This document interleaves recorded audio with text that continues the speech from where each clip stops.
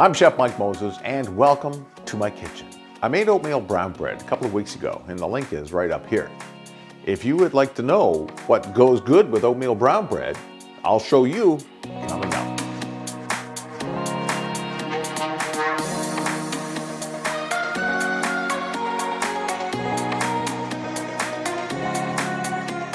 Oatmeal brown bread, of course, goes great with home-baked beans. And by request, that's what we're going to make today. This recipe for home-baked beans is something that my mother taught me. It also is something that her mother taught her, and so on and so on. It's a classic Maritime Home Baked Beans. And in order to do this, I've scaled it down a little bit because you don't want 5 pounds of beans in your freezer for the next 3 or 4 years.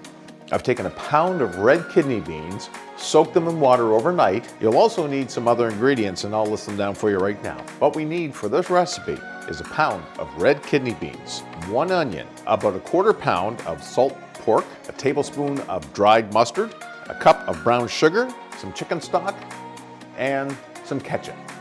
That's right, these aren't maple beans, these are ketchup beans. To get things started, we're gonna have to soften our beans up, and we did that, as I said, I've soaked overnight.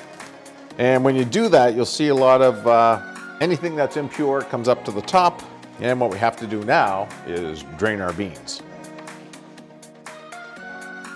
The beans have been drained. You don't want to soften them up in the same water that you soaked them in. The main reason being that there may be some dirt, some impurities, and what you want to do is use fresh water every time. So we'll take our pound of beans,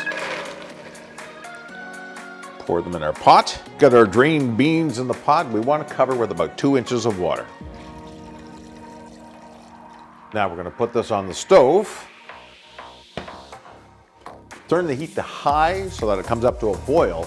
Then when it starts to boil, we're going to reduce the heat to simmer because we don't want to boil the beans to pieces. We want those beans to be tender, yet maintain their shape. This will take 30 to 35 minutes, and I'll show you how to test the beans when we're almost ready to put them in the oven.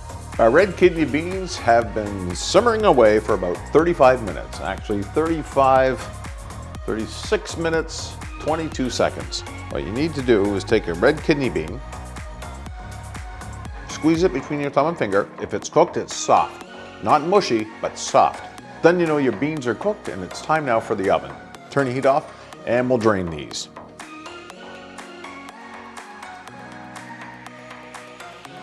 All right, the beans have been drained in a colander, and we'll put those back in the pot. Make sure you use an oven-safe pot because these are going to go into the oven now for about 3 hours. We'll add our brown sugar, dry mustard, our pork fat, and we're going to add 1 onion. It's not going to be chopped, it's just peeled. That's going to go on top. About a teaspoon of salt and some black pepper. Probably about a teaspoon of black pepper. And now we'll add 1 inch over the beans of our chicken stock.